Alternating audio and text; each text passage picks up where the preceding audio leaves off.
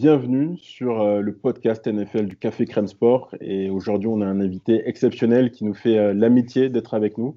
C'est Yohan Mianguet. Alors, Yohan Mianguet, vous avez peut-être découvert son visage sur la chaîne L'équipe la semaine dernière parce qu'il était invité lors des matchs de playoff que diffusait la chaîne. Il est donc cette fois notre invité à nous au Café Crème Sport. Il va répondre à quelques questions. D'abord, on va s'intéresser à lui personnellement, son parcours et également son chemin qui l'amène vers la NFL, puisqu'il va intégrer un programme international qui peut-être lui ouvrira les portes de la Grande Ligue. Bon, d'abord, on va lui dire bonjour, Johan. Merci d'être avec nous. Comment tu vas? Merci de votre invitation, ça va super. Merci vraiment. Il n'y a pas de souci. Tu es un peu un nom et un visage qui monte dans le monde du foot US, en tout cas en France. D'abord, une question assez générale. Comment tu le vis? Tu as un début de notoriété. Comment tu gères tout ça? Bah, c'est un autre monde, hein, comme tu as pu le voir, j'ai fait du taekwondo à la base. J'étais dans le haut niveau également. Donc j'ai eu pas mal de notoriété aussi dans ce point-là par rapport à mon titre de champion olympique. Donc pour le moment, ça va. C'est encore petit, mais si ça devrait grandir à l'avenir, ça sera peut-être vraiment autre chose et il faudra gérer ça. Ok. Ça marche. Alors, tu as mentionné le taekwondo avant de revenir sur cet aspect-là. Est-ce que tu peux te présenter un peu plus globalement à nos auditeurs, à ceux qui suivent notre site et qui ne te connaissent pas forcément? Ouais, bien sûr. Du coup, moi je m'appelle Yohan Nyangé, j'ai 22 ans. Je suis originaire de Toulouse à la base. Je suis monté à Paris il y a 7 ans pour du coup intégrer l'INSEP, l'Institut national du sport, pour rejoindre l'équipe de France de taekwondo ici à Paris. Et j'ai mis fin à ma carrière de taekwondoïste en 2019 pour commencer à jouer au football américain au Flash de la Courneuve. Et suite à ça, les choses se sont assez accélérées parce que 3 mois après, j'intègre l'équipe de France. Et j'ai pu faire les matchs avec l'équipe de France, j'en ai fait 2. Ensuite, on a enchaîné sur le début de saison qui a été écourté par le Covid. Et là, on enchaîne avec le programme de la NFL qui m'a contacté dernièrement. Donc, tu joues au foot US. Est-ce que tu peux nous dire le poste auquel tu joues? Ouais, je suis defensive tackle, defensive end. Je peux jouer les deux postes. Donc, soit je joue intérieur, soit je joue extérieur. Mais pour le moment, je privilégie l'extérieur de la ligne. Ouais. Et désolé, je vais te parler un peu comme, j'allais dire, à une bête de foire, mais c'est pas du tout le but, hein. Juste que tu nous donnes tes mensurations, qu'on se rende compte que tu es un beau bébé quand même. Alors, c'est 1m96 pour 125 kilos. Voilà, donc un defensive end dans les mensurations classiques, comme on peut le Ouais. voir comme on peut le voir à la télé tous les week-ends lorsqu'on regarde la NFL. Alors juste maintenant, on va parler un peu de toi et ton parcours. Tu dis que tu as abandonné le taekwondo il y a un an, alors que tu as un sacré palmarès derrière toi, champion de Mm. France. Tu disais champion olympique de la jeunesse, tu as remporté la médaille d'or au JOJ.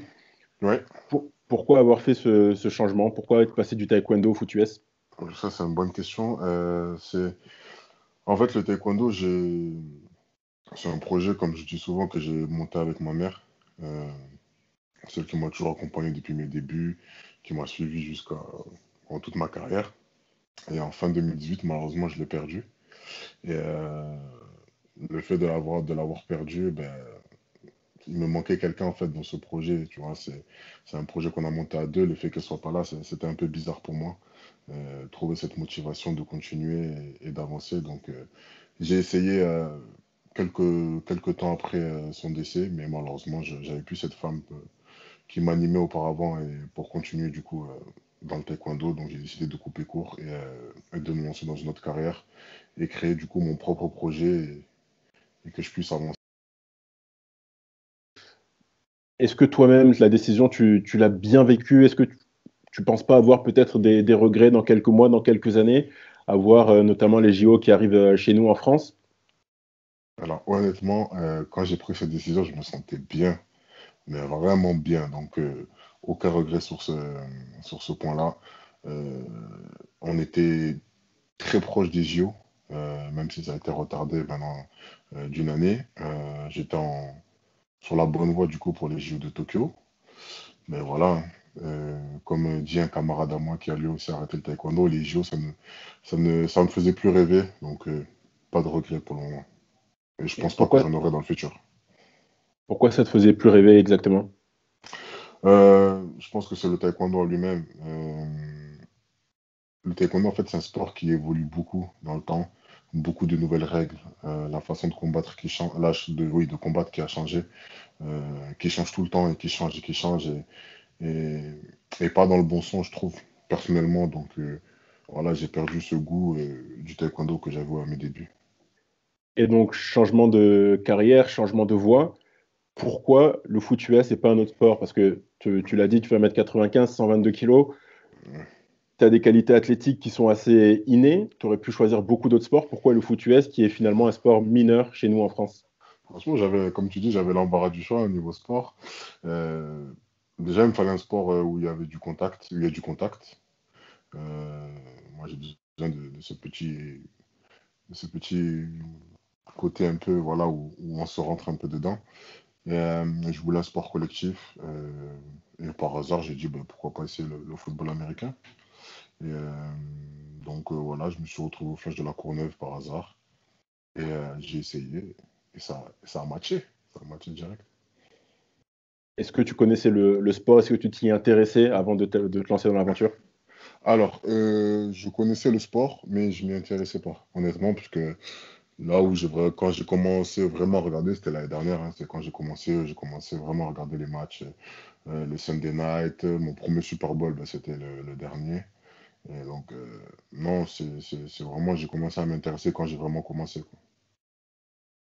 Donc, tu l'as débuté par simple curiosité ou Tout à fait, t'as... Ok. tout à fait, simple curiosité. Comme je dis souvent, j'ai vraiment commencé pour le plaisir, donc je n'étais pas à l'abri de changer de sport quelques mois après. C'était vraiment me changer les idées par rapport à ce qui s'était passé et voilà, prendre du fun. Mais tu as essayé et t'es resté. Qu'est-ce qui t'a plu exactement? Comment t'as accroché avec ce sport? Alors, ce qui m'a plu, c'est l'ambiance. Euh, Contrairement à certains autres sports collectifs comme on va dire le soccer, parce on a le football, le Ouais. rugby, le handball, tout ça, c'est une mentalité différente, tu vois. On a, on- Déjà, on est 50 dans l'équipe. Euh, je sais pas, tu sais, ça crie. Je pense que tu as dû voir, hein, tu vois sur la sideline, quand tu vois les matchs, Ouais. le côté, il est en furie tout le temps. Quand il y a des gros hits sur le terrain, ça crie. Quand je sais pas, quand il y a un catch incroyable, ça crie. C'est une ambiance un peu spéciale et il faut vraiment pour vraiment le comprendre, il faut le vivre. Et donc, c'est ce côté-là vraiment qui m'a plu. Et tu as commencé directement au Flash de la Courneuve, qui est quand même un des clubs références, sinon le club référence du foot C'est US en clair, France. c'est clair. Comment ça s'est fait là aussi? Est-ce que tu peux nous raconter? Bah, j'ai eu un rendez-vous au Flash avec Paul Durand. Je pense que les joueurs français connaissent ce nom, le cerveau français en tant que quarterback, qui m'a reçu. On a discuté. Il m'a demandé le poste que j'aimerais jouer. À la base, il faut savoir que moi, je voulais jouer linebacker. Mais voilà, j'ai vite changé quand j'ai quand j'ai vu l'exigence du poste. Donc, ils m'ont mis sur la ligne pour commencer. C'est là où j'ai commencé defensive tackle. Et voilà, et quelques semaines après, j'ai commencé l'entraînement avec l'équipe 1. Et j'ai essayé d'engranger comme j'ai pu, hein. C'est vraiment une ascension express. Tu passes de à peu près connaître le sport à équipe de France et programme NFL en l'espace Ouais. d'un an. Ah Comment non, tu le cette vis tout année-là, ça? elle a été rythmée, hein. Cette année, depuis que j'ai commencé le foot, tout a été rythmé, tu vois. Donc, on va dire, j'ai commencé en mai. Fin de saison, bah, du coup j'ai commencé en fin de saison, donc en juillet, fin juin c'était terminé, donc j'ai pu avoir mes vacances tranquilles et en septembre j'ai fait mes détections équipe de France, mes 2 matchs équipe de France, octobre-novembre. Non, février la saison régulière elle reprenait avec le Flash, ça a été coupé en mars avec le confinement et un mois après je me fais contacter par la NFL, donc tu vois ça a toujours été, il y a toujours eu quelque chose, j'ai jamais eu trop de blanc et c'est ça qui est incroyable. Hmm. Je vais faire le parallèle avec d'autres sports et avec d'autres stars, par exemple le basket avec un Joel Embiid ou Giannis Antetokounmpo qui ont commencé sur le tard. Mm. Finalement, quand tu commences une discipline sur le tard et que tu atteins très vite ce niveau, des fois, tu as l'impression de ne pas rencontrer des obstacles. Est-ce que toi, tu en as rencontré dans cette année de transition entre le taekwondo et le football, ou est-ce que finalement tout te paraît assez simple encore? De vrais obstacles, pas encore. Je vais être honnête. Je pense que j'ai pas assez d'expérience ou de vécu dans ce sport pour m'être vraiment confronté à de gros obstacles. Et je pense que ça va arriver là dans les prochains mois. Où là, je vais vraiment me retrouver face à un mur et il va falloir faire en sorte de le traverser, ce mur. Mais bien sûr, au début, ça a été compliqué, hein. Je ne vais pas le cacher, hein. J'ai eu mes galères. Franchement, le poste de Dylan, c'est pas facile, hein. Quand tu te retrouves contre, comme tu dis, le Flash, c'est une référence en France. Donc, il y a des joueurs de référence, les Holland inclus. Donc, alors là, j'ai pris les coups comme tout le monde et j'ai appris de ces erreurs-là petit à petit. Et d'un point de vue technique précisément, est-ce qu'il y a des aptitudes que tu n'as pas encore ou que tu as mis du temps à acquérir? Sur la technique, personnellement, j'ai encore du chemin à faire. Euh, j'ai appris des choses, que ce soit au Flash ou en équipe de France. Euh, il va falloir que je travaille dessus. Et voilà, ça fait qu'un an. J'ai encore beaucoup de boulot là, sur l'aspect technique. Ça va être les 3 mois à venir aux États-Unis, ça va être un bon moyen d'évoluer sur ce point-là. Avant de parler justement de ce programme NFL, qui est la raison principale pour laquelle on a voulu te parler et t'inviter, Mhm. est-ce que tu envisages à tout hasard un changement de poste à l'avenir ou c'est bon, tu es fixé, defensive end, c'est le poste sur lequel tu perceras ou tu ne perceras pas, on verra. Non, non, defensive ends, c'est le poste qu'il me fallait. Et, en attaque, hors de question, j'ai pas envie de jouer en attaque. Et ça m'intéresse pas. Et linebacker, c'est comme tu disais, c'est trop exigeant. Non, linebacker, non. Et dit tackle, j'ai pas envie de retourner à l'intérieur de la ligne. Ce poste, il est agaçant, tu vois. Quand on m'envoie du tackle, c'est là où tu te manges les doubles teams. Pour ceux qui savent pas, c'est quand t'as deux O-line qui te prennent enfin, qui te prennent à deux, du coup.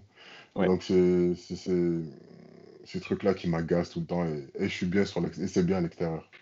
Et c'est là où j'ai pris le plus de fun, d'ailleurs, quand je joue à l'extérieur. Là où tu as pris le plus de fun et ce qui a permis de te faire remarquer d'ailleurs. Est-ce que tu peux donc nous parler de ce fameux programme NFL? En quoi il consiste? Et d'abord, comment tu as eu vent de ce programme? Comment tu l'as intégré? Alors, le NFL passe au programme. Du coup, c'est un programme qui permet aux joueurs internationaux hors Canada et États-Unis euh, d'avoir une place en fait dans une practice squad, dans une équipe, dans une franchise NFL. Donc en fait, grâce à ce programme, ça ouvre, tu sais, parce que les équipes, elles ont un nombre précis de joueurs à garder quand la saison elle commence. Et grâce à ce programme, il y a une place qui est offerte en plus pour les joueurs internationaux en practice squad. Donc c'est une belle opportunité pour nous. Et donc ce programme, il a débuté en 2017. Donc on a eu notre premier Français qui a participé, Anthony Dablé. Pour ceux qui connaissent, donc il est passé par New York, les Giants. Après, il a fini chez les Falcons. Donc je pense qu'il a ouvert un beau chemin pour nous, les Français. Et donc voilà, je serai le deuxième à participer à ce programme. Et donc là, on part pour 3 mois d'entraînement à la MG Academy en Floride, de préparation jusqu'au Pro Day. Pro Day qui sera en phase d'une conférence tirée au sort. Donc, ce sera la FC West, la FC Nord, peu importe ceux qui décideront. Et ces franchises-là viendront nous regarder pendant ce Pro Day. Donc, on va dire un équivalent de combine pour la draft. Et c'est eux qui feront leur choix par la suite. C'est ça, c'est un peu l'équivalent de ce que vont traverser les joueurs universitaires Tout là, à les fait. prochains mois jusqu'à la draft, sauf que vous, il y aura pas de draft pour le coup. C'est ça, exactement. On sera pas considéré comme joueur drafté. Pendant ces 3 mois exactement, d'abord, combien vous serez? Est-ce que tu as une idée du nombre de joueurs que On vous est, serez? on est, on est 11 sélectionnés. On est En 11 sélectionnés. sélectionné, et tu es le seul français? Seul français, ouais. Est-ce que tu as déjà eu des rapports, des contacts avec les autres joueurs? Oui, oui, là, on a eu notre deuxième réunion d'équipe, entre guillemets, où ils nous briefent, en fait, jusqu'au départ. J'ai eu également des contacts avec les anciens joueurs qui ont participé à ce programme, qui sont actuellement dans une practice squad d'équipe, qui essaient de nous donner un peu des conseils et voilà, discuter avec nous. Et aussi, j'ai eu Anthony Dablé, du coup, qui a fait partie entre guillemets, des pionniers de ce programme, puisqu'il était vraiment au tout début. Et voilà, on a pas mal discuté par rapport à ça. Les joueurs français qui ont touché la NFL du doigt, il n'y en a pas eu énormément. Mm. Est-ce que tu es en contact avec eux aussi? Je pense par exemple à un Philippe Gardan, à un Marc-Angelo Souma. Est-ce que tu leur parles de temps en temps? Non, j'ai pas eu de contact avec eux. Comme je t'ai dit, j'ai eu qu'Anthony Dablé, du coup, qui est passé par des pré-saisons dans les deux équipes que j'ai citées. Il y a Anthony Mahongo qui lui a été en pré-saison avec les Eagles. Du coup, j'étais en plateau avec lui, avec l'équipe pour Rams Packers. Mais voilà, sinon, c'est les deux Français avec qui j'ai le plus discuté pour le moment. Et au niveau de la fédération française, est-ce que là, il y a peut-être un coup de main qui vous est donné? En tout cas, qui t'est donné, puisque tu es le seul Français? Non, pas vraiment. Dans le sens où la NFL, comme ils disent, c'est que ils passent directement par le joueur, ils passent pas par la fédération. Eux, c'est le joueur qui les intéresse. Donc, du coup, c'est plus entre moi et eux que, que eux, fédération et moi, quoi. Ouais, c'est une entreprise donc un peu presque solitaire. Est-ce que tu as des personnes autour de toi qui t'encouragent, qui t'aident financièrement, logistiquement? Logistiquement, ouais, puisque là, j'ai un manager actuellement euh, FSI. Je pense que les gens ont pu voir sur mes réseaux, Mewen Ferré, qui s'occupe de moi et voilà, on essaie de faire un plan pour l'avenir et de suivre ce plan et éviter tout ce qui peut être parasite pour moi par la suite et faire au mieux et que tout soit vraiment bon pour moi jusqu'à mon arrivée aux États-Unis. Et avant de parler de ce plan plus en détail, est-ce que tu peux nous raconter comment vont se passer les prochains jours? D'abord, quand est-ce que débute officiellement ce programme et Mhm. en quoi il va consister le genre d'entraînement auquel vous allez avoir droit? Du coup, ben, on a eu l'annonce officielle le 30 décembre. Moi, je l'ai su un peu avant, en off, mais voilà, officiellement, ils ont annoncé ça le 30 décembre. Donc, de là jusqu'au départ, on est vraiment. Chacun est dans son pays, les joueurs. On se prépare pour le départ. Et le départ, c'est le 31 janvier. Donc, avec la crise sanitaire, ça va être un peu plus compliqué que les années précédentes. On va arriver aux États-Unis à la MG Academy, on va déjà être confiné une semaine. Donc Mhm. pendant une semaine, on a déjà une semaine de perdu, on ne pourra pas aller sur le terrain. Et après, à partir de là, dès que tout le monde aura fait sa quarantaine et que tous les tests seront négatifs, là, on va pouvoir commencer vraiment la préparation du Pro Day parce que vraiment, c'est l'objectif final. Si on parle les 3 mois, en fait, ça va être Pro Day, Pro Day, Pro Day. Donc, ça va être tout ce qui est préparation physique, euh, préparation pour les combines, tout ce qui est 40 yards, les tests d'agilité, tout, par position aussi. Et après aussi, apprendre à rentrer dans le monde professionnel parce que la NFL, c'est pas le casque du diamant en France. C'est un autre monde. C'est comment se manager soi-même en tant que joueur pro, la nutrition. Voilà, il y a plein d'aspects dans le monde professionnel qu'on ne retrouve pas dans le monde amateur, qu'il va falloir apprendre et savoir maîtriser le plus vite possible. Ça va être donc 3 mois très intenses. Ouais. Comment tu l'appréhendes? Est-ce qu'il y a une petite crainte ou pas du tout? Tu as hâte que ça débute? J'ai vraiment hâte que ça débute. En termes d'intensité, ça ne me fait pas peur parce que j'ai connu des grosses intensités avec le taekwondo. J'ai fait des choses vraiment. Par exemple, on est déjà parti 10 jours de stage en Biélorussie, perdu au milieu d'une forêt à, se, à combattre contre les Biélorusses. Donc, tout ce qui est intensité, tout ça, ça me fait pas peur. C'est ce qui peut-être que je vais appréhender, c'est comment, on va dire, traiter les informations. Parce en 3 mois, il y aura beaucoup d'informations qu'on va devoir intégrer et comment gérer en fait et comment digérer toutes ces informations. C'est peut-être ce côté-là qu'il va falloir être très vigilant. Mais bon, je pense que ça va bien se passer. Est-ce qu'il y a une préparation de ton côté avant ce programme? Alors, une préparation d'abord sportive, j'imagine que tu t'entretiens évidemment, mais est-ce que Bien sûr. tu as mis un peu les bouchées doubles? Et une autre préparation subsidiaire au niveau de l'anglais, par exemple, est-ce que tu prends des cours pour rentrer tout de suite dans le bain? Alors oui, bien sûr, là, on se prépare tous avant de partir. on se prépare bien. Il faut qu'on arrive là-bas en forme, il faut qu'on fasse attention de ne pas trop en faire. Parce que comment ça s'appelle le Pro D, il est dans longtemps encore, hein. Donc, faut faire attention de ne pas atteindre son pic de forme trop vite. Parce que sinon, ça sera dans le déclin et ça ne sera pas bon pour la préparation. Donc, avoir un niveau d'exigence assez élevé, mais ne pas trop en faire avant le départ. Et, euh, et pour tout ce qui est autre, c'était quoi? J'ai la deuxième question, j'ai oublié, excuse-moi. Au niveau de l'anglais, par exemple, est-ce que tu prends des Ah, cours? l'anglais, ouais. Ben, avec le taekwondo aussi, pareil, hein. Comme j'ai pas mal voyagé, avec le taekwondo, waouh. Moi, j'ai dû faire une trentaine de pays grâce au taekwondo. Et donc, mon anglais, il est bon depuis un petit moment. Donc, j'ai pas trop de soucis à me faire là-dessus. Ça sera surtout leur jargon américain là-bas qu'il faudra intégrer. Donc, je regarde un peu des vidéos ou même, voilà, j'essaie d'intégrer les expressions qu'ils utilisent pour pas trop me poser des questions là-dessus. Mais déjà, mais qu'est-ce qu'il a dit là, tu vois? Donc, Ouais, voilà. ok. Et justement, est-ce que tu penses que ton expérience en taekwondo et au sport de très haut niveau, ça pourrait être un avantage pour toi par rapport à tes compères étrangers qui, eux, peut-être n'ont pas atteint un aussi haut niveau dans leur discipline précédente ou d'ailleurs le foot US? Oui, bien sûr, ça sera à mon avantage. Après, il faut savoir qu'il y a des gros calibres, hein, dans ce programme. On a notamment un mec qui était un prospect NBA, donc au niveau basket. Il y a un mec qui a passé 3 ans en D1 en université.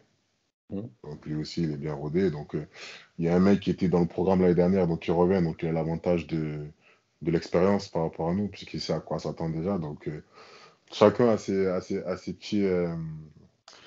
petits points forts et il va falloir les utiliser du mieux qu'on peut. Tu viens de le dire, il y a un joueur qui va faire son retour dans le programme. Alors Mhm. toi, personnellement, quel est ton objectif? Moi, mon objectif, c'est d'intégrer une équipe, hein. Il y a pas de deuxième chose ou quoi que ce soit. Ça, je me suis sorti de la tête. Moi, quoi qu'il arrive, il faut que je réussisse, que quand je reviens en France en avril, que je puisse annoncer cette bonne nouvelle, quoi. Je vais parler de malheur, j'espère ne pas te porter la poisse. Si ce n'est pas le cas, comment tu vas rebondir? Est-ce que tu vas persévérer dans le foot US et dans cet objectif de la NFL ou tu vas peut-être changer de direction? Ben, grâce à mon jeune âge, si ça marche pas, je ferai en sorte de repartir l'année prochaine. Je crois que je suis le deuxième plus jeune là dans le programme. Donc je sais que j'ai encore mes chances pour réitérer l'expérience. Donc si ça venait à échouer cette année-là, ben, je ferai en sorte de repartir euh, janvier prochain, janvier 2022. La NFL, elle est très, très, très dure à intégrer, même pour les athlètes américains. C'est Mm. encore plus dur d'y rester. On le sait, hein, c'est un chiffre qu'on répète souvent, nous, entre fans de foot US. La durée Mhm. moyenne d'une carrière NFL, c'est 3 ans et demi. Ouais. Est-ce que c'est pas une mission un peu kamikaze, finalement, de laisser le taekwondo où tu avais un avenir brillant pour le foot US où va falloir te battre à chaque instant? Peut-être, mais en soi, c'est peut-être bizarre ce que je vais dire, mais je ne l'ai pas demandé ça en fait. Ça m'est tombé dessus et il faut que, entre guillemets, j'assume. J'assume et j'ai envie de te dire, les missions à risque kamikaze, comme tu dis, c'est ça qu'on aime aussi en tant que athlète de haut niveau et voilà, on relève le défi, on n'a pas peur. Et il faut qu'on aille bousculer un peu ces Américains qui pensent que, qui pensent que tout leur appartient. Je suis pas d'accord. Ok, ça marche. Une autre question, alors là, j'imagine du coup que comme tu as laissé le taekwondo de côté alors que on va le répéter une nouvelle fois, tu avais un avenir assez brillant qui t'attendait.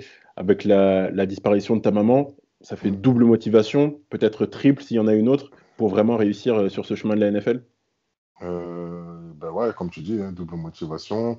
Euh, Après, on va dire, voilà, hein, je suis tombé là-dedans. Beaucoup comptent sur moi. Quand l'annonce elle a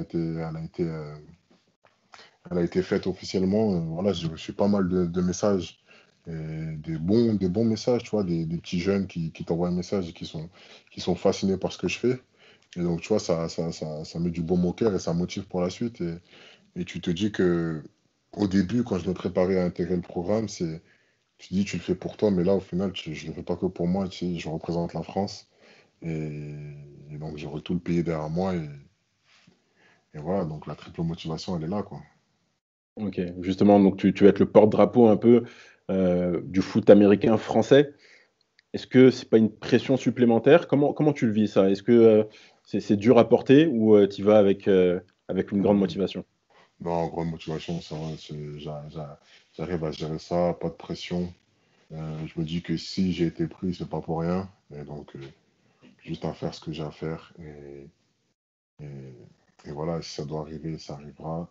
Si malheureusement, pour X ou Y raison, ça marche pas, ben, le but, c'est que je monte tout et que je revienne et que je dis, putain, merde, si j'ai pas fait ça, si j'ai.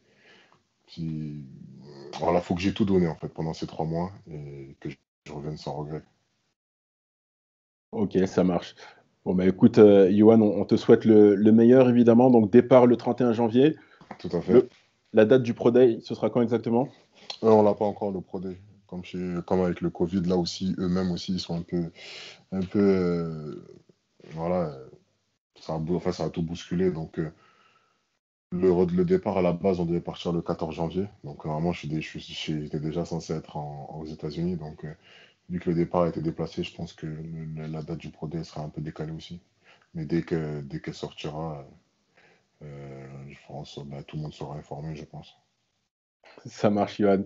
Bah écoute, on te souhaite le meilleur. On va te suivre évidemment. On va prendre de tes nouvelles. Et C'est puis en gentil. espérant que tu intègres cette grande ligue par la practice squad d'abord et après par les squads actifs pour C'est qu'on te ça. voit un peu les dimanches, les lundis et les jeudis à la télévision. C'est le but, c'est le but. Ça marche. Merci à toi, Johan. À bientôt. Merci beaucoup. Looking in dirt, back and forth. Oh, he broke his ankles. Now he's got an entourage, and he's got a touchdown. He is Houdini.